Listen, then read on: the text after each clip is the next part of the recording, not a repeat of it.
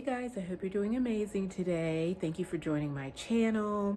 I'm so happy that you're here. I'm literally recording on my iPhone. I think the quality is just a little bit better. And yeah, I'm just happy you're here. Just a little bit of housekeeping to get out of the way before I start my video today. Let's see. Don't forget to follow me, subscribe, share this video with your friends, especially if they're performing artists or creative artists. The next thing is make sure you check out my Spotify playlist for Harbour for the Arts, Harbour, as well as follow me on Instagram, TikTok. Remember to go listen to the podcast, Harbour for the Arts. And yeah, my holiday shop is also up, and the merch store for Harbour for the Arts, it's on Shopify. Remember, Harbour is spelled Harbour for the arts.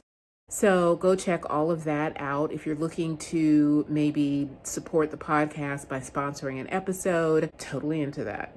Make sure you email me. You can email me at harborforthearts@gmail.com, or you can email me at bridget@breecooper.net. Okay? Now, today's episode, we are talking, not even an episode, today, it's not really a vlog because I'm not really showing you too much as far as what I'm doing during the day. But, you know, I'm a classical singer. I also work full time. And yesterday we talked about, you know, how to pivot when you are a performing artist and maybe you're like, okay, I can't tour anymore. I'm not going to tour anymore. I need to either take a break for whatever reason, whatever your personal reason is. And how to pivot, how to just kind of, you know, make sure you don't lose yourself in that transition of moving off stage. I can't tell you how many times I've had this conversation with so many of my singer friends because, you know, I'm a classical singer.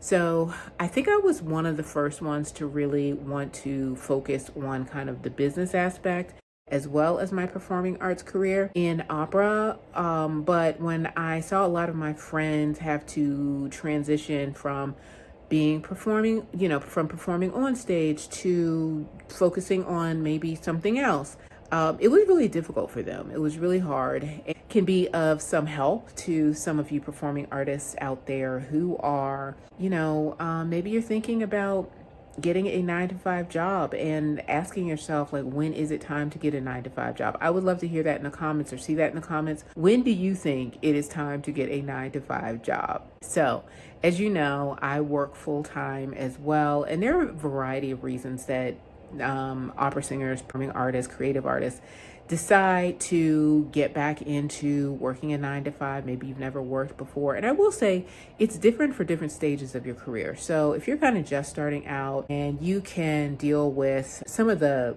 gig economy jobs that are a bit more flexible. So you have to ask yourself, do you want more flexibility or do you want more stability? And it depends. It changes at different stages of your career. So maybe when you're just starting out, it's more about flexibility because you want to do auditions, you want to do all of that stuff.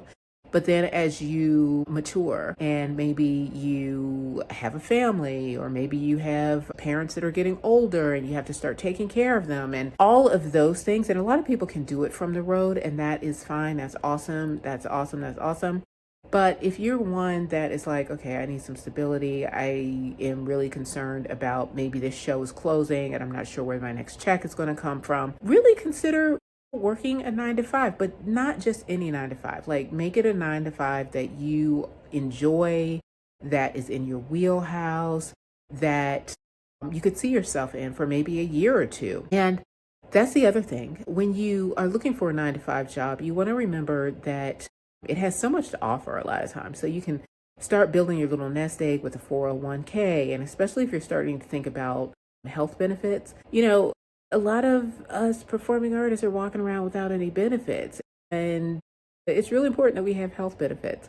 Now, I work in arts administration for a pretty big arts organization. And I will say that they really try to take really good care of their employees. And a lot of us, the majority of us, are performing artists as well. But, they offer 100% health care. They offer a 403B, which is nonprofit, 403B, kind of like a 401k, but it's nonprofit, is 403B. They offer so many different perks that are great for performing artists, and the fact that they appreciate and value performing artists as we continue to have that work-life balance. So maybe we're not touring But that life balance for us is also about performing. And I know a friend of mine at work who just finished a show.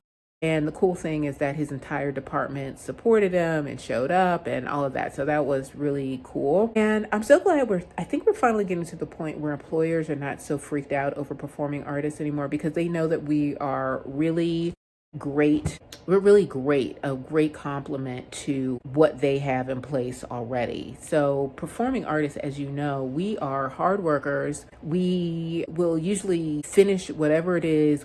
We are all about, showmanship, all of that stuff. So I think that's really great that employers are starting to finally realize that. Now, the other thing is so funny because this episode was actually inspired by me remembering that a very prominent actress hired me years ago. And this is when I guess I was going through my divorce at the time. I was going through my divorce. I was a single parent. And literally, like when I say, that's another episode. Anyway, so she hired me to do some work. She wanted to start a business. So I was like, okay. I was helping her with that. And the funny thing is that we would sit there and talk all the time. And she was talking about how she and her friends, who were all performing artist actors, they would sit and they would be like, okay, we're going to start this business. And, great business minds. They were doing amazing. But one night they were all sitting there and they were all like, okay, we're getting this done, this done, this done, this done. And then somebody wanted to know, hey, did somebody pay the mortgage? And so I always think about that. Like, as creative as we are, we also have to remember, like, it's all fun and games until that mortgage or the rent has to be paid. So if you are looking to decide whether a 9-to-5 is for you, I have some tips. Again, think about flexibility versus stability. What is it that you're really looking for? Think about the type of industry you want to go into. Think about your background. Maybe you were a music major but minored in something else. Think of all of those things. Take some time to really discover and rediscover your gift. So maybe you have a gift outside of performing and it has to do with like maybe organizing. Or I know another performing artist who's an English minor. And what he does is he goes through and he writes resumes and gussies up their resumes for performing artists, either in the industry who are, doing auditions, or performing artists who are going out to do that job interview. Now, I think that's amazing, but I think that everyone should think about what their gift is and how they can explore that into turning it into maybe something that's more stable for them, or a 9-to-5. And also, having a 9-to-5 doesn't mean it's the end of your creativity. It doesn't mean you failed. It doesn't mean you're washed up. It doesn't mean any of that. It just means you are taking control of what you need to for your own mental health. Because, finances, when that's not right, everything else just feels like it falls apart. And it's something that you should really, really, really think about. And when I think about hindsight being 2020, some of the jobs that I had just to kind of sustain myself, I don't know if they were really great for me. I don't think I really had a lovely time with them. But the one that I have now has made me really think about making sure that other performing artists know that there is a whole life in arts administration that you should really explore. And there's just a place there. And you can still do everything you love to do. You're still around the arts. You're still around artists. You're still doing so much. So I want to just remind you guys of that. I want to say thank you so much for listening to the video. I hope you go back and listen to the one I did yesterday. And if you guys have any questions, put them in the chat or the comment bar. I haven't done this forever, and this is probably the most consistent I've been, day 2. So please remember to do that. If you want to talk about something else, I have so much hindsight 2020. I will recall this career it can be really long and daunting, and there are peaks and valleys, and I remember one time not too long ago, I was literally sitting there doing stuff, like going through my digital file, and I was coming across all these pictures and stuff, and I just started crying. And my daughter's looking at me and she's like, "What's wrong?" And I was just like, "I've just been at this so long. I've been at this so long." And she just gave me a big hug. She goes, "You're doing amazing." And I was just like, "Oh, you're so sweet."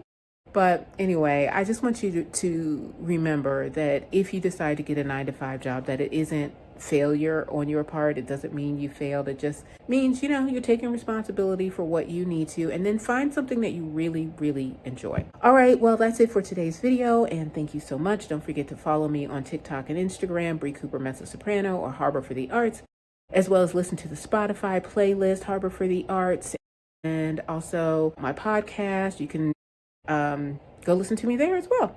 Okay, bye.